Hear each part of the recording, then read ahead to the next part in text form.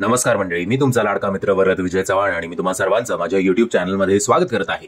मंडळी, आम्ही जारंगे नावाचा नवीन मराठी सिनेमा येत्या 14 जून 2024 ला आपल्या भेटीला येणार आहेत. मकरंद देशपांडे सर आपल्याला मनोज जारंगे पाटील साहेबांच्या भूमिकेत दिसणार आहेत. ओव्हरऑल हा सिनेमा नसून हे एक इमोशन आहे असं म्हणायला काही हरकत नाही.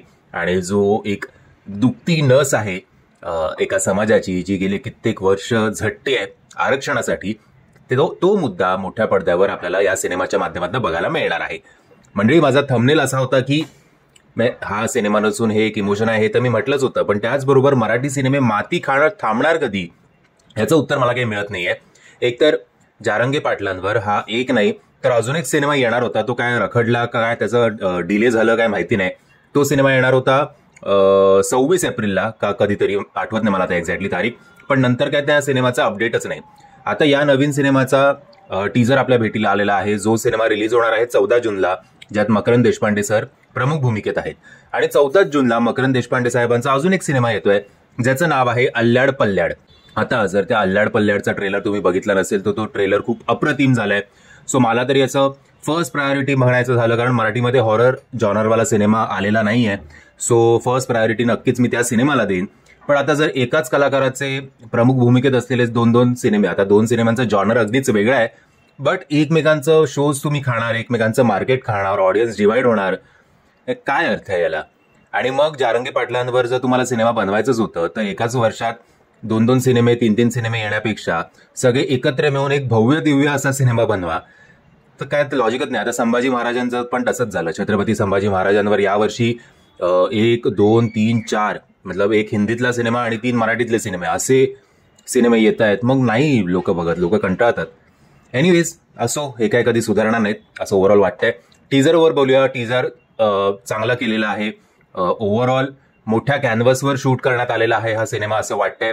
मकरंद देशपांडे सरांचा लुक जो आहे तो जारंगे पाटलांच्या साहेबांच्या जवळपास जातोय. खास करून आंदोलनाच्या वेळेचे जे फुटेजेस आहेत ते खूप चांगलं झालेलं आहे. खूप ह्यूज क्राऊड दिसत असल्यामुळे ते आंदोलन खरंच खूप खरं वाटतंय. मे बी रिअल फुटेजेस सुद्धा वापरण्यात आले असतील जेव्हा आंदोलनांचं चालू होतं तेव्हाचे. सो त्यामुळे असं होत नाही की बाबा इकडे पाटील साहेब जे आहे ते भाषण करत बसलेत किंवा उपोषणाला बसलेत आणि फक्त 30-40 लोक आपल्याला फ्रेममध्ये दिसत आहेत. सो त्यासाठी त्यांचं कौतुक आहे की चांगलं सगळं युटिलाइज केलंय. बट जो लुक आहे देशपांडे साहेबांचा, त्याच्यात जो वीग वापरण्यात आलाय तो वीग जरा नक्कीच खूप खटकतोय, एवढं मात्र निश्चित. त्यांची शैली जी आहे मकरंद देशपांडे सरांची नेहमीची, चुकीला माफी नाही, थोडंफार त्याच पद्धतीने जारंगे पाटील सुद्धा जात आहेत की काय अशी मला शंका होती, कारण अल्ल्याड पल्ल्याडमध्ये सुद्धा ते तसेच बोललेले आहेत जवळपास. बट इकडे त्यांनी थोडा वेगळा प्रयत्न केलेला आहे जो कौतुकास्पद आहे. सो हा सिनेमा ओव्हरऑल किती चालेल मला माहिती नाही, बट ज्या समाजासाठी पाटील साहेब इतकी हे करतायत, त्रास घेतायत, त्या समाजाने जरी हा सिनेमा डोक्यावर घेतला तरी हा सिनेमा बॉक्स ऑफिसवर चांगली कामगिरी करेल आणि दुसऱ्या मराठी सिनेमाची वाट लावेल असं एकंदरीत दिसतंय.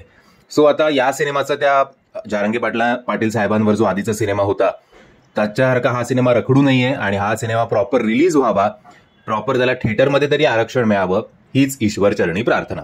म्हणजे जर तुम्ही हा टीजर बघितला नसेल तर त्याची लिंक मी तुम्हाला खाली डिस्क्रिप्शन बॉक्समध्ये देतोय. मी आशा करतो तुम्हाला हा व्हिडिओ आवडला असेल. जर तुम्हाला हा व्हिडिओ आवडला असेल तर प्लीज या व्हिडिओला लाईक, शेअर आणि चॅनलला सबस्क्राईब करायला विसरू नका. जय हिंद, जय महाराष्ट्र.